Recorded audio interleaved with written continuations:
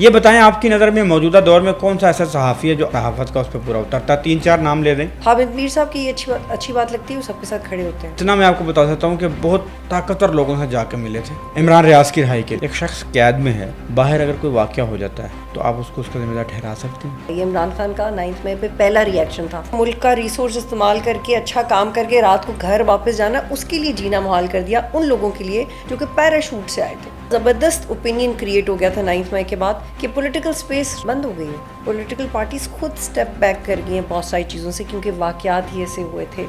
اس میں کوئی خوش ہونے کی بات نہیں ہے کہ یہ سوچنے کی بات. بطول صاحبہ یہ بتائیے گا، آپ جو گفتگو کر رہی ہیں اولڈ اسکول آف تھاٹ نہیں، یہ ریئل جرنلزم ہے. نہیں، میں مانتا ہوں، آئی بلیو ان اٹ. یہ بتائیں آپ کی نظر میں موجودہ دور میں کون سا ایسا صحافی ہے جو آپ نے پیمانہ پڑا ہے صحافت کا اس پہ پورا اترتا ہے؟ 3-4 نام لے دیں. ان لوگوں کو بھی سٹینڈ لینے پڑ گئے، ان لوگوں کے بھی بہت جھگڑے تھے، لیکن آسما بہت اچھا کرتی ہیں. آسما بہت بہت بیلنس ہے ان کی جرنلزم میں. کسی کو ان سے اعتراض ہوگا، لیکن جو چل رہا ہے اس کے کمپیریزن میں بھی اگر میں بات کروں تو بہت بیلنس ہے. اور باقی لڑائیاں تو ہیں. حامد میر صاحب کی یہ اچھی بات لگتی ہے، وہ سب کے ساتھ کھڑے ہوتے ہیں. وہ کوئی ان کا دوست ہے یا نہیں ہے. ہاں، وہ تو عمران ریاض خان. یہ حامد میر کی بات اچھی لگتی ہے مجھے. عمران ریاض صاحب جو معاملات سے گزرے تھے، اس میں ایک شخص جس نے بہت زیادہ وہ آل دا وے جا کے ان سے ملے اور کوشش کی، وہ حامد میر صاحب تھے.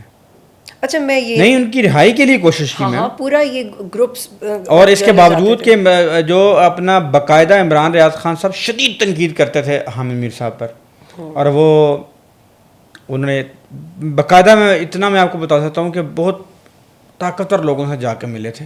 ہاں، عمران ریاض کی رہائی کے لیے. دیکھیں، اور جرنلسٹ کو کبھی ان پرابلمس کا سامنا نہ ہوتا اگر ہم لوگ پہلے تو خود احتسابی، جو آپ نے جتنے سوال کیے، پہلا اس کا میرا جواب ہے کہ خود احتسابی ہونی چاہیے، آپ اپنا کام ٹھیک کریں. دوسرا ہے کہ آپ میں اتنا گٹھ جوڑ ہونا چاہیے بینگ جرنلسٹ کہ آپ ایز اے کمیونٹی بات کریں. مطلب ہمارے یہاں تو یہ ہوتا ہے کہ یار ایک جرنلسٹ کو بیچارہ کوئی فائر ہو گیا ہے یا اس کو کوئی پرابلم آئی، دوسرا کہتا ہے بھائی یہ تو جرنلسٹ ہی نہیں ہے. یہ میں نے نہیں کبھی کہا، یہ اب مجھے کہنا پڑے گا، کیونکہ اب واقعی ایسے لوگ آگے جو جرنلسٹ نہیں ہیں یار. اچھا، یہ بتائیں کہ میں تھوڑا سا گفتگو کو آگے بڑھا رہا ہوں. آپ نے عمران خان صاحب کو جو ریلیف ملا تھا عمر تا بندیال صاحب کی کوٹ میں، جس میں انہوں نے کہا کہ گڈ ٹو سی یو، تو آپ نے اس پہ آرٹیکل لکھا اور آپ نے کہا کہ کیا آپ کو اس بات کی خوشی ہوئی کہ 9 مئی میں جناح ہاؤس جلا دیا گیا یا فوجی انسٹالیشن جلا دی گئی؟ آپ نے باقاعدہ خوب اس پہ آپ نے کہا آپ گڈ ٹو سی یو کہہ رہے ہیں ایک ایسے. ہاں، ایسے میں لکھا تھا.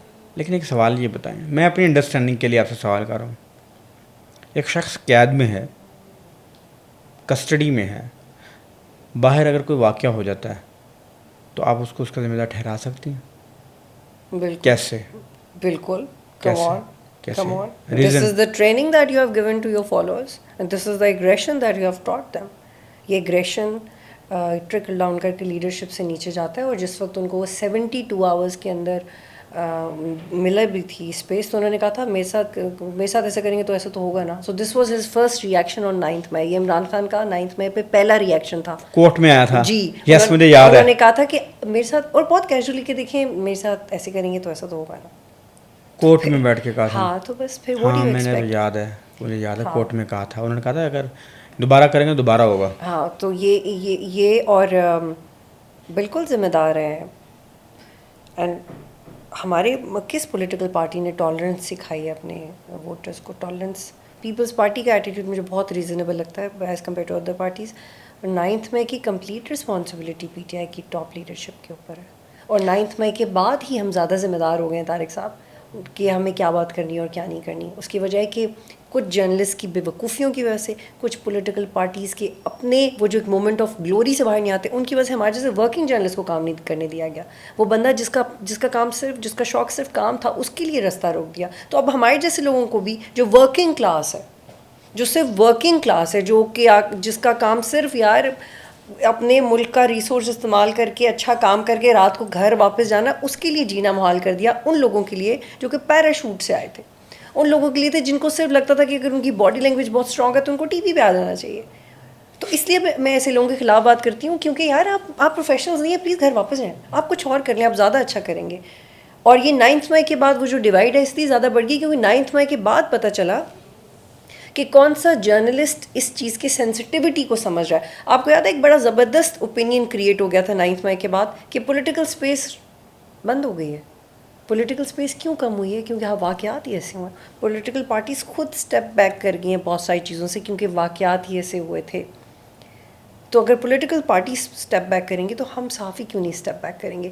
اس میں کوئی خوش ہونے کی بات نہیں ہے کہ یہ سوچنے کی بات ہے اور یہ سیکھنے کی بات ہے.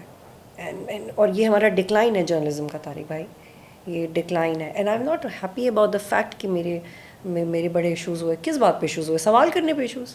اب تو دل ہی نہیں چاہتا سوال کرنے کو. کون سوال کرتا ہے؟ کیونکہ کوئی تیاری کر کے نہیں آتا. آپ نے خواجہ آصف کا انٹرویو نہیں دیکھا؟ مہدی کون مہدی صاحب کے سامنے جا کے بیٹھتا کون ہے؟ جو مہدی صاحب کے سامنے جا کے بیٹھتا ہے اس کو پتہ ہوتا ہے نا کہ مہدی صاحب نے کیا سوال کرنے ہیں. اگر میں نے آپ کا انٹرویو کرنا تھا, میں نے آپ کے بارے میں پڑھا ہی نہیں, میں نے آپ کی ٹائم لائن نہیں کھنگالی, آپ کے آرٹیکل نہیں پڑھے, آپ کے انٹرویوز نہیں دیکھے, میں کیسے انٹرویوز کر سکتا تھا آپ کا؟ تو مجھے لگتا ہے کہ کچھ ان پروفیشنل وائسز کی وجہ سے پاکستان کا جرنلزم سفر کر رہا ہے, اور پھر جو دوسری سائڈز ہیں وہ ڈیفینیٹلی طاقتور ہو جاتی ہیں کہ آپ بیک فٹ پہ چلے جاتے ہو. اچھا, آپ نے ایک بڑا خاص انٹرویو کیا تھا اور تاریخی انٹرویو اگر میں کہوں, اگر پاکستان کی سیاست میں تاریخی انٹرویو کنسیڈر کیا جائے گا تو 2015 میں آپ نے جاوید ہاشمی کا انٹرویو کیا تھا.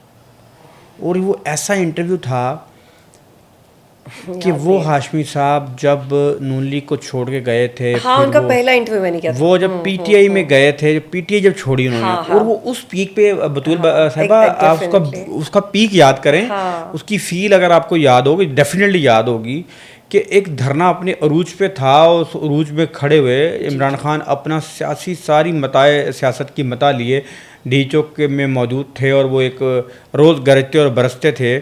اس میں سے ایک شخص اٹھا, اس نے کہا کہ یہ تو سارا ججز اور یہ ملے ہوئے ہیں آپس میں, اور باقاعدہ انہوں نے جو کہا, انہوں نے کہا جی کہ جو اس انٹرویو میں جاوید ہاشمی صاحب نے یہ کہا کہ انہوں نے بتایا کہ جنرل پاشا اور ان کے ساتھیوں نے عمران خان کو سپورٹ کیا اور ان کے جلسوں کو کامیاب بنایا. ان کا کہنا تھا یہ سب اسکرپٹ کے تحت ہو رہا ہے, وہ اس کا حصہ نہیں رہ سکتے. یہ پہلا تو یہ بتائیں کہ یہ انٹرویو کیسے ہوا تھا, یعنی کیسے آپ نے یو اپروچ جاوید ہاشمی صاحب, جب یہ سارا کچھ ہو گیا پھر آپ کو کیا سامنا کرنا پڑا؟ بہت شور مچ گیا ہوگا, کیونکہ یہ کہا جاتا تھا کہ اس دور میں, اگر بعد میں تو ظہیر الاسلام صاحب پر بات بھی آ گئی, وہ آڈیو لیز کا مشاہد اللہ خان صاحب نے ذکر بھی کیا تھا. ناظرین, مشاہد اللہ خان صاحب کا ایک انٹرویو بی بی سی پہ, انہوں نے کہا تھا کہ کچھ آڈیو ٹیپس ایسی ریکارڈ ہو گئی تھیں جس میں اس وقت کے ڈی جی تو ظہیر الاسلام صاحب تھے, ان کی آڈیو تھیں, اور سارا معاملہ تھا وہ باقاعدہ انہوں نے کہا جی وہ سنوائی گئی اور سارا معاملہ. یہ بڑا مشہور واقعہ ہے, یعنی اس وقت تو سب ایک پیج تھا, آپ نے یہ انٹرویو کر دیا, بہت دباؤ آیا ہوگا, بڑا شور اٹھا ہوگا, بڑا طوفان اور واویلا ہوگا. اس لمحے کے بارے میں بتائیے گا. یہ آپ نے بہت اچھا یاد کروایا جاوید ہاشمی کا انٹرویو, لیکن وقتی طور پہ مجھے بھول گیا تھا کیونکہ میں نے اس سے اور بھی انٹرویوز کیے ہوئے ہیں جاوید ہاشمی کے, لیکن جو پہلا تھا خاص طور پہ اس وقت جب وہ اصل میں 2014 میں جو دھرنا تھا اس کو جو اصل ڈنٹ پڑا تھا وہ جاوید ہاشمی صاحب نے ڈالا تھا, اور پی ٹی آئی چھوڑی تھی انہوں نے پھر. اور مجھے یاد ہے کہ اس کے بعد مجھے سلیم صافی کبھی ایک شو تھا وہ بھی اس کے بعد چلا, لیکن انہی کا انٹرویو تھا, لیکن ہمارا انٹرویو زیادہ اس میں ڈسکس ہوا تھا کیونکہ ہم نے انٹرویو پہلے کیا تھا, اور کوئی پریشر نہیں آتا مجھے اس انٹرویو کے بعد.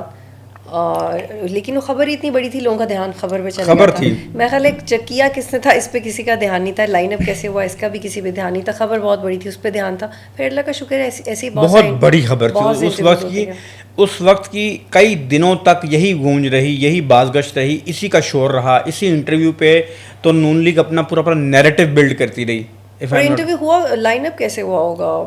لائن اپ موسٹلی میں نے اپنے انٹرویوز موسٹلی جو ایکسکلوسیو انٹرویوز ہیں خود ہی لائن اپ کیے ہیں, لیکن یہ بہت بڑا انٹرویو تھا اور اس کی بڑی. اور لیکن آپ یقین کریں کہ اس وقت میں was too young for current affairs, مجھے کرنٹ افیئرز کرتے ہوئے صرف 2 سال ہوئے تھے, اور مجھے نہیں پتا تھا کہ یہ کتنا بڑا انٹرویو ہوگا. مجھے